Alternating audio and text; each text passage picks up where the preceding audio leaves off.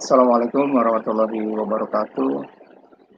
Selamat siang menuju sore.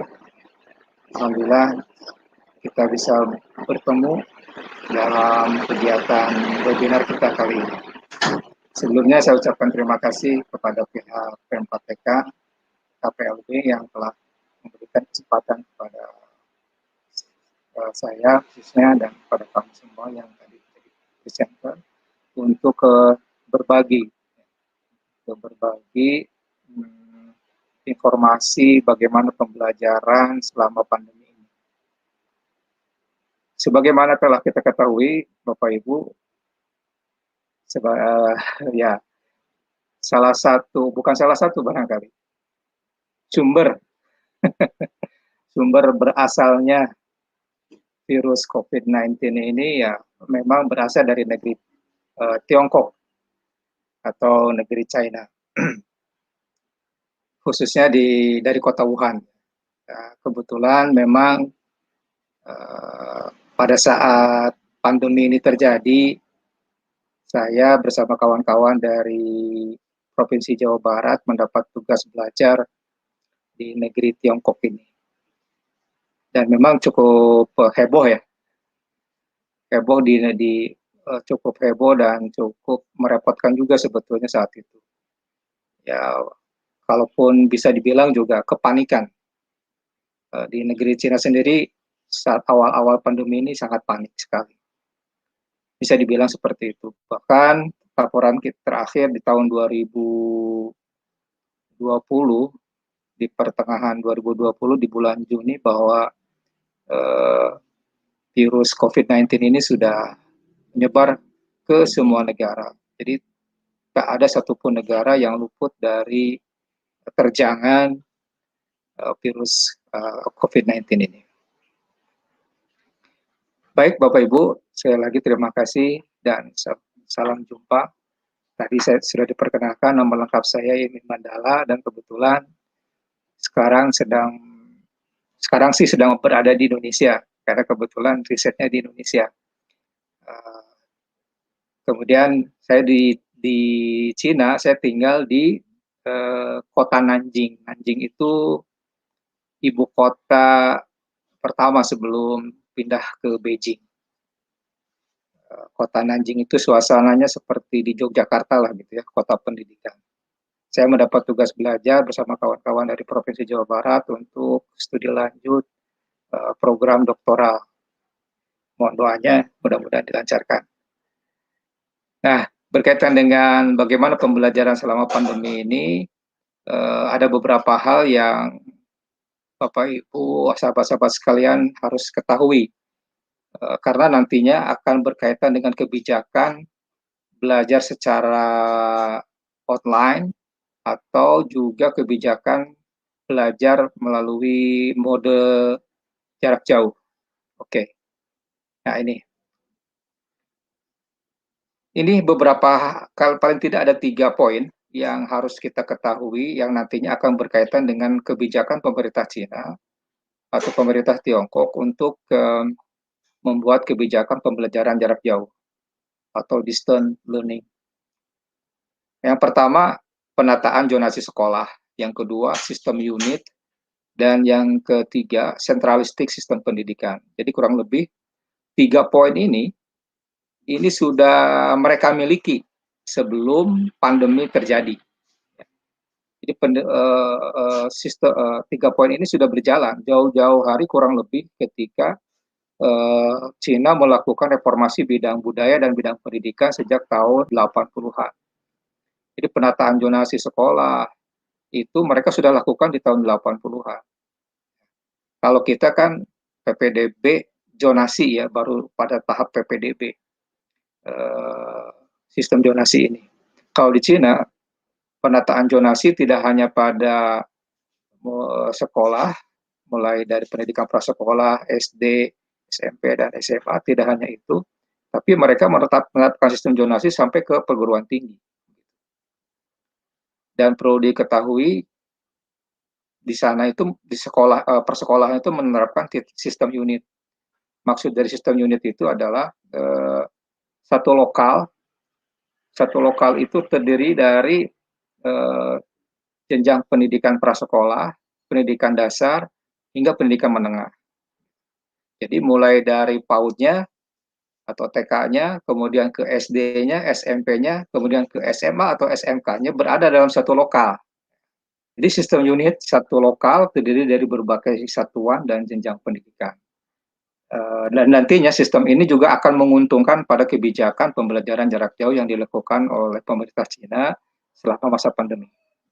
Kemudian juga poin ketiga yang harus kita ketahui juga bahwa di sana itu sistemnya sentralistik sistem pendidikan. Kalau kita kan bagian bidang pendidikan ini uh, otonomi daerah ya. Misalnya SD, TK, SD, SMP itu dikelola oleh pemerintah kabupaten kota. Kemudian SMA, SMK itu dikelola oleh pemerintah provinsi. Nah, di sana semua sistem, semua pengelolaan pendidikan itu ada di pusat semuanya. Hanya beberapa bagian kecil saja yang dikelola oleh pemerintah daerah. Berikutnya, next.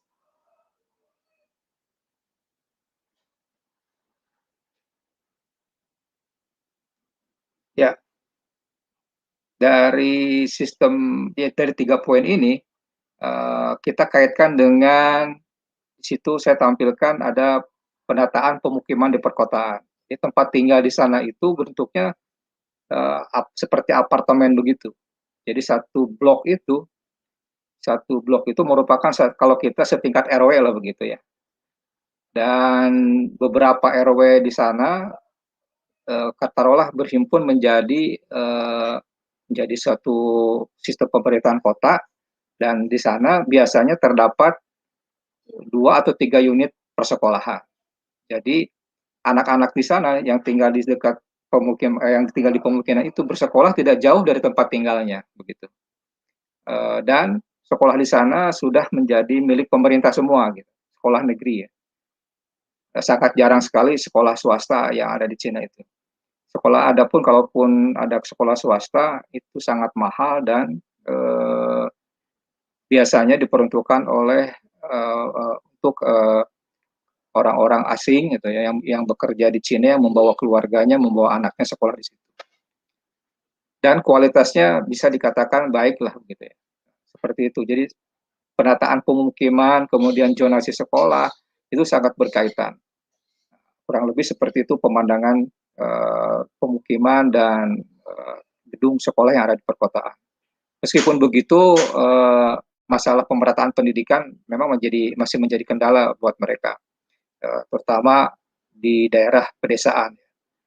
Uh, Meskipun mereka cukup mudah sebetulnya mengakses pendidikan, tetapi dari sisi fasilitas dan sebagainya masih jauh tertinggal dengan fasilitas atau sarana prasarana yang ada di perkotaan. Baik, berikutnya. Nah, ini kurang lebih seperti ini gedung yang persekolahan yang ada di desa atau di pedalaman ya. Ini di gunung ini. Ini di provinsi ini Guangdong. Ini di provinsi Guangdong di salah satu desa di sana. Sekolah itu seperti itu Bapak Ibu. Satu lokal, tidak tanggung-tanggung mereka bikin dari mulai TK sampai jenjang sampai satuan pendidikan SMA atau SMK. Gitu. Meskipun itu di gunung ya, mereka bikin selengkap itu. Ada lapangan olahraganya dan seterusnya. Nah, tata kelola seperti ini sangat menguntungkan nantinya ketika ada kebijakan pembelajaran jarak jauh.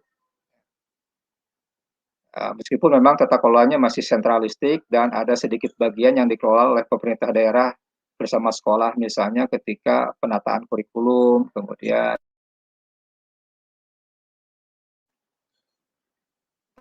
guru dan sebagainya.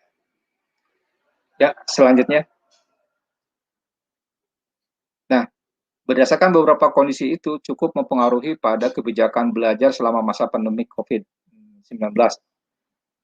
Mereka punya slogan think put things way. Ya, kalau diterjemahkan terjemah bebasnya kurang lebih tidak ada kelas tapi tidak berhenti belajar. Jadi sekolah semua ditutup. Begitu pandemi terjadi, sekolah semua ditutup. Tapi kata mereka, kelas atau sekolah boleh tutup, belajar tidak boleh berhenti, gitu. Berikutnya, pandemi COVID-19 di Tiongkok semakin meningkat bertepatan dengan libur Tahun Baru Imlek ya, Tahun Baru Cina, atau sebutannya di kita disebutnya Tahun Baru Imlek, dan liburan musim dingin tahun 2020. Jadi saat puncak pandemi di sana itu kenapa semakin cepat menyebar? Karena bertepatan dengan libur akhir tahun. Itu kurang lebih di bulan Januari hingga ke Februari. Dan di sana sedang musim dingin, terutama di wilayah Wuhan itu sangat terpukul ya, sangat parah sekali kondisinya. Sehingga pemerintah Cina memutuskan untuk lockdown wilayah Wuhan dan di seluruh Cina itu mulai dari bulan Januari hingga Februari 2020. Itu lockdown total. Tapi kebetulan karena itu masa libur akhir tahun dan libur tahun barunya Cina atau tahun baru Imlek, maka sekolah juga kebetulan memang sedang libur begitu. Jadi ketika lockdown saat itu pembelajaran belum dimulai. Dari mulai TK sampai perguruan tinggi masih sedang keadaan libur. Tetapi berpengaruh kepada tentunya kepada orang yang bekerja saja saat itu. Baik, next. Masuk pada bulan Maret 2020, masuk pada fase relaksasi. Mulai agak ya lebih sedikit longgar, ya, pelonggaran di bulan Maret. Orang yang mulai bekerja seperti biasa itu di bulan Maret.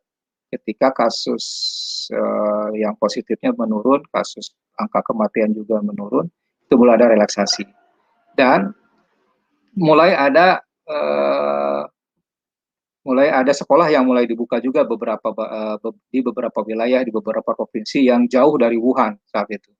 Seperti di perbatasan dengan India, di perbatasan dengan Pakistan, di perbatasan dengan Vietnam, itu sudah mulai dibuka saat itu. Tapi dengan mode terbatas. Gitu. Nah, karena sekolah sudah mulai masuk pembelajaran semester baru, kemudian kasus juga sudah mulai menurun, terjadi relaksasi, cuma di wilayah Wuhan, Beijing, dan kota-kota besar lainnya, terutama di 10 kota besar, itu masih menetapkan kebijakan pembelajaran jarak jauh. Dan karena kondisinya memungkinkan untuk melakukan pembelajaran secara online penuh, maka kebijakan itu lebih banyak diambil di wilayah perkotaan. Gitu. Dengan kondisi zona sekolah yang berdekatan dengan pemukiman, jadi tempat tinggal anak atau tempat tinggal siswa itu tidak jauh dari sekolah, sehingga guru dan ya pihak tenaga kependidikan di sekolah sangat mudah untuk melakukan pengawasan, melakukan monitoring terhadap pelaksanaan pembelajaran secara online atau secara daring. Dan perlu diketahui juga bahwa perkembangan teknologi komunikasi di Tiongkok atau di Cina sebelum masa pandemi ini itu sudah sangat lebih lebih literate lah gitu ya. Penggunaan media sosial, kalau di kita kan terkenalnya dengan WhatsApp, mereka punya sendiri yang namanya WeChat, kemudian namanya QQ atau Tencent, itu sudah lama digunakan sebelum masa pandemi. Bahkan grup-grup obrolan melalui media sosial tersebut sudah berkembang jauh sebelum pandemi itu. Jadi ketika ada kebijakan pembelajaran jarak jauh melalui mode daring, itu mereka sudah terbiasa. Tapi ini untuk di wilayah perkotaan tentunya. Yang secara fasilitas, kemudian zonasi sekolahnya, kemudian letak geografisnya pun sangat menguntungkan ketika mode daring ini atau mode online ini diterapkan di wilayah perkotaan. Meskipun begitu, memang banyak juga sih persoalannya begitu. Ada persoalan-persoalan misalnya kebingungan dari orang tua dan sebagainya, kemudian anak yang sulit mencari tempat yang nyaman untuk belajar dan sebagainya, nanti ada dijelaskan di berikutnya. Baik, slide berikutnya. Nah, sebelum ke slide berikutnya, itu wilayah perkotaan yang apa namanya, yang sedang berkembang banyak kasus itu sangat sangat apa ya, sangat literate dengan kondisi teknologi sehingga memudahkan komunikasi yang terjadi. Baik, karena waktunya ini sebentar lagi ya, langsung saja saya perlihatkan ke bagaimana bagaimana pembelajaran jarak jauh ini dilakukan gitu ya, dengan berbagai kendala yang terjadi, akhirnya saya coba kompilasi beberapa pengalaman yang berhasil kami temukan, bagaimana mereka mengatasi persoalan-persoalan pembelajaran jarak jauh, terutama di pedesaan atau di daerah-daerah yang sulit dijangkau oleh sinyal, kemudian geografisnya sangat sangat sulit untuk guru melakukan apa ya, memberikan dukungan berupa misalnya menyerahkan modul atau memberikan konseling dan sebagainya. Nah, mohon izin ya. bertanya pada Pak Iim, bagaimana cara Bapak mengajar untuk siswa di pedesaan yang tidak punya sinyal internet? Mungkin Pak Iim juga bisa sambil menginspirasi dengan kegiatan yang ada di Cina. Boleh silakan Pak Iim. Ya, sebelum menjawab, mohon ditampilkan video di studio.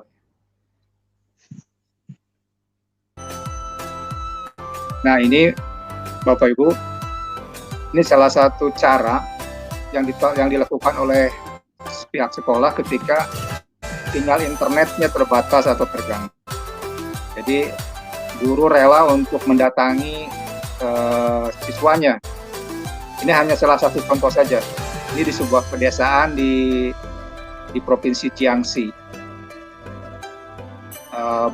Bapak guru ini mendatangi beberapa titik gitu. Ini salah satunya ke salah seorang siswanya, yang nanti siswa lain datang ke situ gitu, secara bergantian, karena kan aturannya tidak boleh berkerumun ya, dan dia tetap menjaga protokol kesehatan. Jadi Bapak guru ini sudah menyiapkan materinya apa saja yang harus dilakukan, tugasnya apa saja, materinya apa di dalam sebuah flashdisk, kemudian flashdisknya dimasukkan ke komputer yang ada di rumah itu. Nah, dia berkeliling lagi, datang ke rumah berikutnya atau anak yang mendatangi salah satu titik yang ada di desa itu. Nah, itu salah satu contohnya. Jadi ketika terbatas sinyal, guru melakukan itu gitu. Kemudian yang lainnya, boleh ya saya tambahkan lagi ya, kan berkaitan ini. Ya, silakan Pak Iim.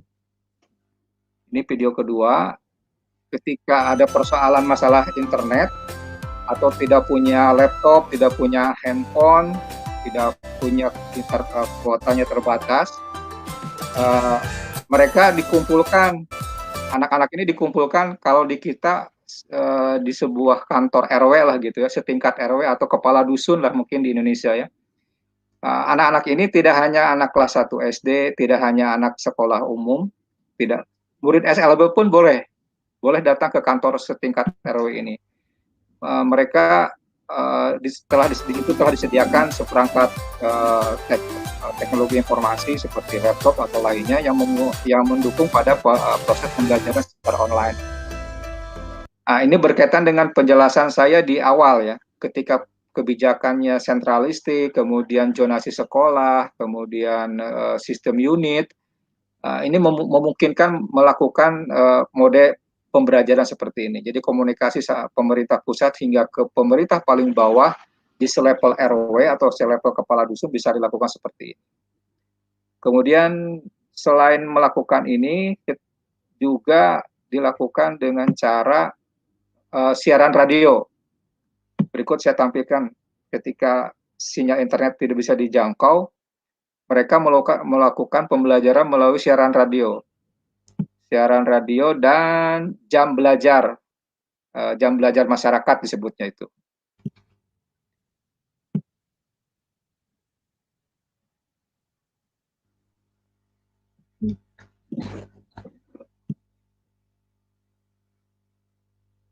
Ya Bu, yang ketiga, video ketiga ini menggambarkan bagaimana pembelajaran melalui siaran radio lokal yang sengaja dibuat ketika di wilayah itu sulit dijangkau oleh internet, atau misalnya siswanya memang tidak punya gadget atau sulit untuk membeli kuota dan sebagainya.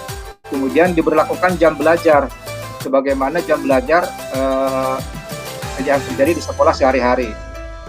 Jadi si kepala dusunnya atau ketua RW-nya di sana melalui pengeras suara memberitahu kepada anak-anak jam sekolah dimulai, kemudian jam istirahat, bahkan jam pulang gitu. Seperti itu.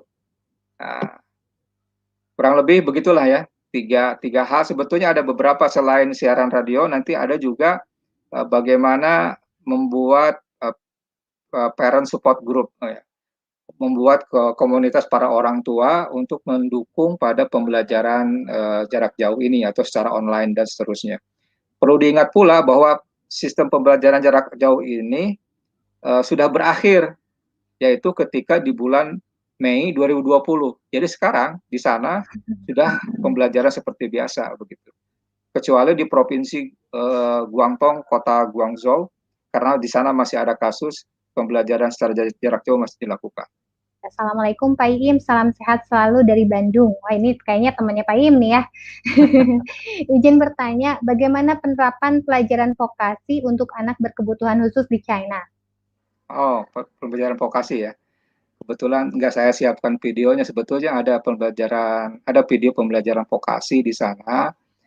Jadi untuk kebijakan pendidikan untuk penyandang disabilitas atau anak-anak berkebutuhan khusus permanen itu mereka memang sudah difokuskan di SLB begitu. Tetapi ketika SLB jauh sulit diakses, mereka sudah menyiapkan aturan bisa bersekolah di sekolah umum, sekolah reguler. Kalau kita sebut dengan pendidikan inklusif ya di Indonesia. Asik. Pak Im, mungkin sedikit tadi ada yang mau disampaikan lagi terkait dengan vokasi sebelum kita tutup sesi tanya jawab. Ya, jadi mereka itu ketika di SLB memang fokus dari kelas 1 SDLB hingga ke SMALB itu memang sudah difokuskan untuk ke vokasi. Kalau di Indonesia kan SLB di Indonesia masih mempertimbangkan ada kemungkinan anak-anaknya untuk bisa mengejar kepada hal-hal yang sifatnya akademis. Kalau di sana sejak kelas 1 SD sudah difokuskan kepada vokasi tertentu begitu. Nah, bahkan pada jenjang SMP, SMA itu ada pekerjaan-pekerjaan tertentu yang berkolaborasi dengan pabrik terdekat dengan SLB untuk dikerjakan di sekolah. Contoh, misalnya Bapak Ibu saya yakin Bapak Ibu sudah familiar menggunakan pulpen gel ya. Nah, pulpen gel itu di Cina itu dirakitnya oleh anak-anak SLB Bapak Ibu. Jadi dari pabrik mengirim bahan mentahnya, kemudian di SLB oleh anak-anak SLB atau siswa SLB dirakit menjadi sebuah pulpen. Contoh lain misalnya boneka, pabrik boneka dan mengirim bahan mentahnya, kemudian dikerjakan di SLB, kemudian dikirim lagi ke pabrik untuk dilakukan QC, quality control. Dan seterusnya masih banyak yang lainnya. Jadi memang sudah difokuskan di sana. Ya memang sistemnya sudah seperti itu. Jadi kalau di Indonesia katanya tidak cocok ya mau apa lagi karena memang mereka punya sistemnya begitu.